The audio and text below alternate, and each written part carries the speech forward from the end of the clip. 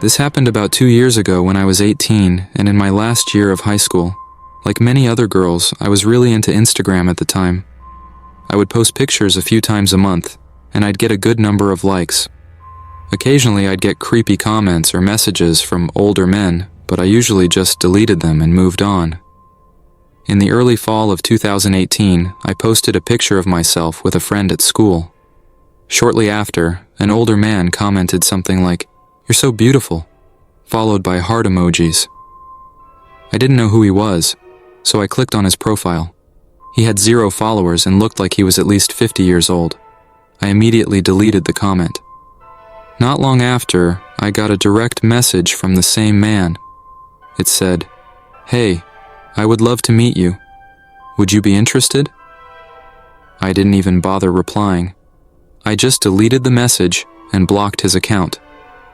At that point, I wasn't too worried since I'd gotten similar messages before.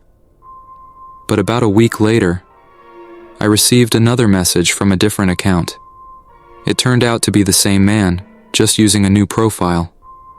This time he said, "Why did you block me?" Then, a few minutes later, another message came in. "I know where you live. If you don't want to meet me, I can come and see you myself." He followed that up by sending my actual address. At this point, I knew this wasn't just some random creepy guy. I felt scared. I wanted to wait for my dad to get home from work before doing anything, so I could show him what was going on. But by the time he came home and I logged into Instagram again, the account was gone. It had been deleted. For the next few days, I tried to forget about it, but it was hard not to feel nervous, knowing that someone knew my address. Over time, though, I started to worry less, and after about a week, I had almost put the whole thing behind me. Then one morning, I woke up and noticed something strange on my bedroom floor. There was a stack of photos lying near my window, and the window itself was open just a little bit, maybe about an inch. I walked over, picked up the photos, and my heart sank. There were about 10 pictures, all of me, taken from outside my window. I couldn't believe it. Someone had been outside my house, watching me. The photos were all similar, just shots of me in my room. I ran downstairs, panicking, and showed them to my parents. We called the police and reported everything, but unfortunately, nothing really came of it. It's been 2 years now, and nothing else has happened since. I still don't know if it was some kind of twisted prank or something more dangerous, and I may never know. A few months ago, something really strange happened to me, and I'm keeping my name private, but I'll share the story. I'm just an ordinary person with a job I've had for years. I used to share photos online now and then, but recently I started making short videos, reels as they're called, for fun. To my surprise, a few of my videos got a lot of likes, and soon my follower count went up faster than I ever expected. I ended up with over 10,000 followers and kept posting videos every day, whether I was at work, home, or anywhere else. About 3 months into this hobby, something strange happened. One morning, I checked my social media and saw a new message. I would get messages sometimes, either from viewers or friends, but this one was from a company I'd never heard of before.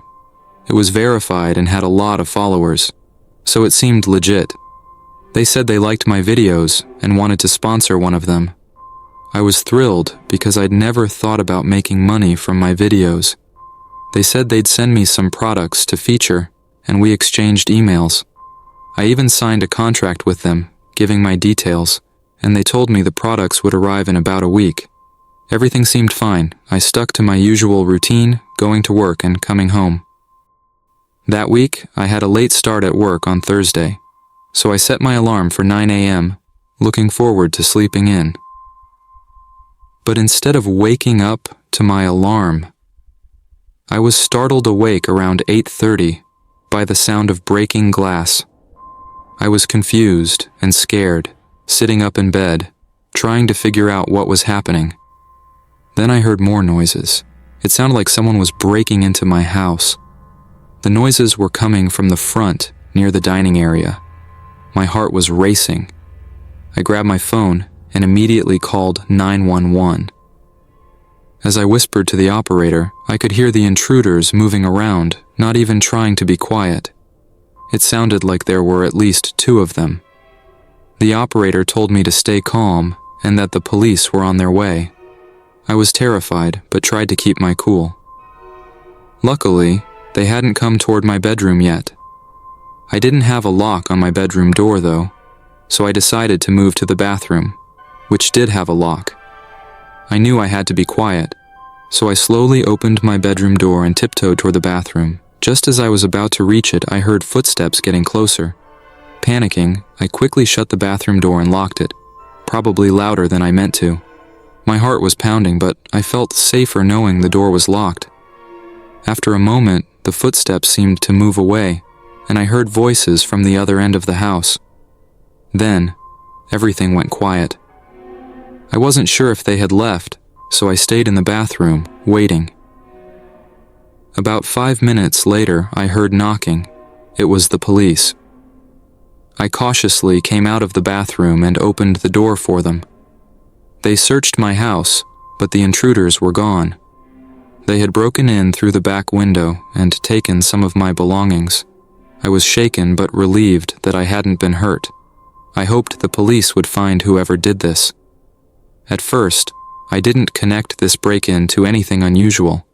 But after a few days, when the products I was promised never arrived, I went to message the company on Instagram, and their account was gone.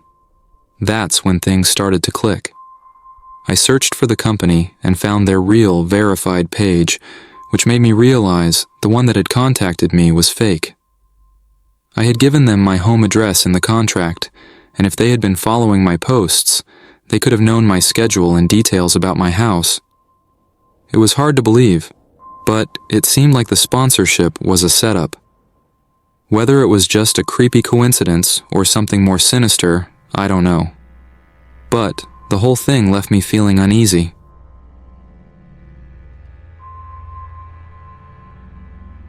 Two months ago, something really creepy happened to me. I'm a 21-year-old college student, and I've been using Instagram since high school.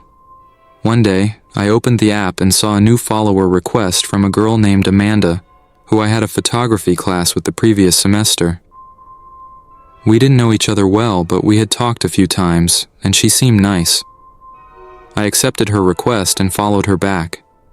She didn't have many photos, maybe 5 or 6. Later that day, Amanda messaged me saying hi and asked how school was going. We chatted briefly about school and work, just normal stuff. Then she told me she had a project where she needed to shoot a video and asked if she could borrow my camera. I didn't think much of it and said sure. She asked for my address, which I gave her. But the next day, she messaged me again, saying she didn't need the camera anymore, but thanked me anyway. A couple of nights later, I was in bed around midnight, about to go to sleep, when I heard something outside my window. It sounded like the bushes rustling. I got up and looked outside, and I saw a man running away. He was wearing jeans and a red shirt, but I couldn't see his face. I told my roommates about it, and we were all freaked out. It took me a while to fall asleep after that. A week later, I ran into Amanda on campus.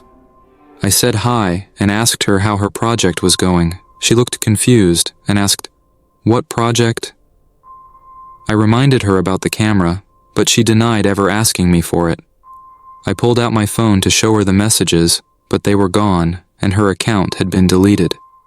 Amanda then showed me her real Instagram account, and it was totally different from the one that had messaged me. That's when we realized someone had created a fake account pretending to be her. It was creepy, but there wasn't much we could do since the account was gone. The very next night I was home alone doing homework when I heard the bushes moving again outside my window.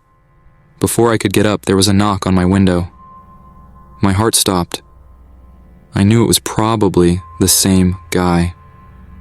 Worse, I realized I had left my window open just a crack. Suddenly I saw a hand reaching in, slowly trying to lift the window. I grabbed my phone and ran to the bathroom, locking the door behind me. I called the police and whispered what was happening.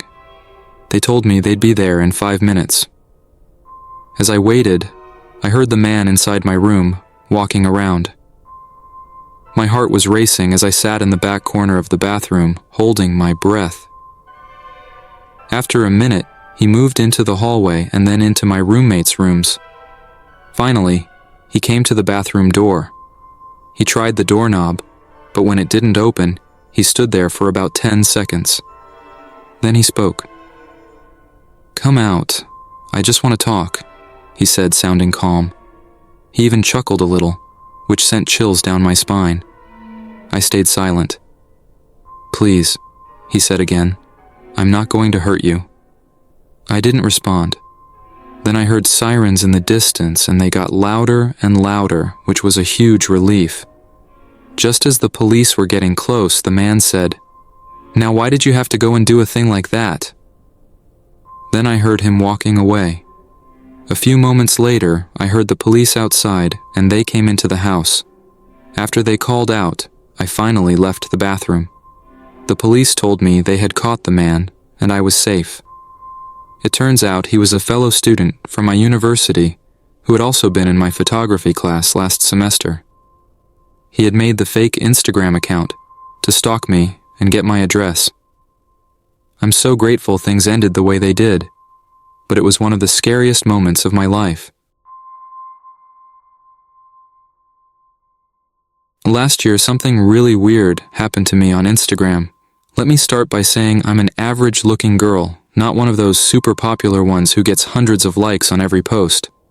I'd get new followers from time to time, but nothing crazy. Then one day, I logged into Instagram and saw that I had 36 follow requests, which was way more than usual. The strange thing was, all the requests were from much older men, like guys in their 40s or 50s. It freaked me out a bit, so I deleted every single request. The next morning, I woke up to 57 new follow requests, and again, they were all older men. This kept happening for the next few days. Every time I checked Instagram, there were dozens of follow requests from men much older than me. It wasn't just Instagram either. My Facebook started blowing up with friend requests too. I didn't know what was going on, so I ended up deleting all my social media accounts to make it stop. A few months later, I made new accounts, and luckily, nothing strange has happened since. I still have no idea why it was happening, but it was one of the creepiest things I've ever experienced. Something similar happened to a friend of mine last year. He's a 19-year-old guy, and around October, he got a new follower on Instagram. The profile belonged to a pretty girl who seemed around his age. Her pictures were getting 200 to 300 likes, and she seemed cool, so he followed her back. The next day, she sent him a DM saying, "Hey," and they started chatting. They had a lot in common, and after about a week of talking, they decided to meet up. She told him she worked downtown and suggested they meet on a certain street after she finished work.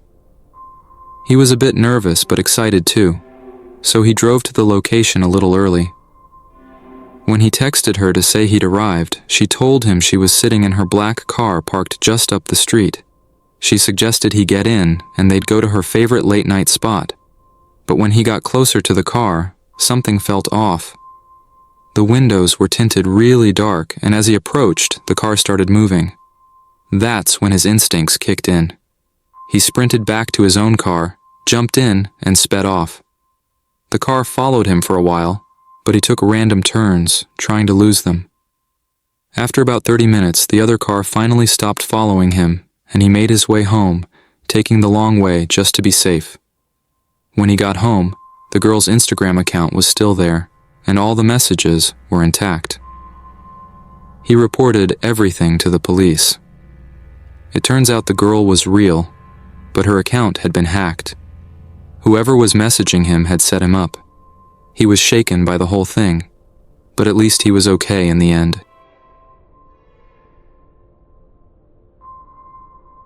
As an Instagram model, I'm used to getting a lot of creepy comments from guys, especially when I post more revealing pictures.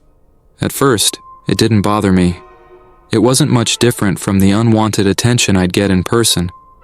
Plus, a lot of these guys were paying for my content, so I just let it slide. My parents didn't understand though. They were always judging me for it, even though I was just trying to save enough money to move out and take my dog Carly with me.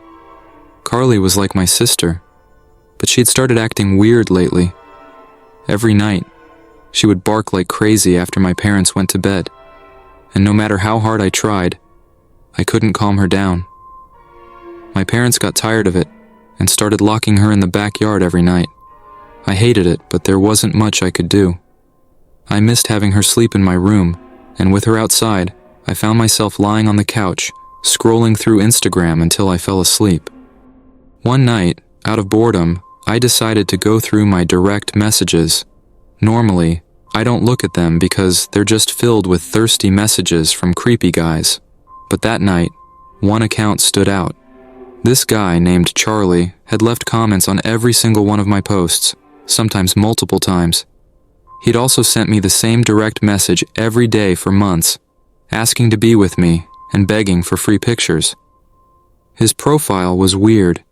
He was a middle-aged man with no followers, and all he posted were these dark selfies in the same room, probably his basement. I don't know why, but I decided to reply. I thought maybe he didn't know how OnlyFans worked, and I could get him to subscribe.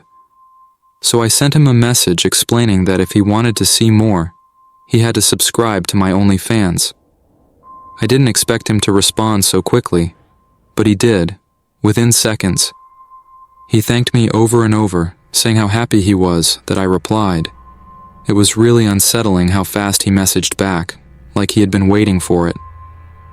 Then he asked if I wanted to video chat, which was a hard no from me. I didn't want to show my face to this guy, especially since I was in my pajamas with no makeup on. I tried to ignore him, but my phone kept buzzing with more messages from him. I started getting really uncomfortable, especially with Carly barking her head off outside. Curiosity got the best of me, so I checked his messages again. He had sent a bunch of selfies, and in the last one, he was shirtless and crying. I was creeped out, so I muted him and tried to move on. But after a while, I got this uneasy feeling and checked my phone again. His messages had turned angry. He sent pictures of himself looking furious, calling me horrible names for ignoring him. That's when I lost it and sent him a message telling him off. I felt stupid afterward, but I was so mad. Then, everything got quiet. Too quiet. Carly had stopped barking. Just as I was about to relax, I got another message from Charlie. It was a selfie of him, but this time he was in Carly's doghouse, holding her. My heart stopped.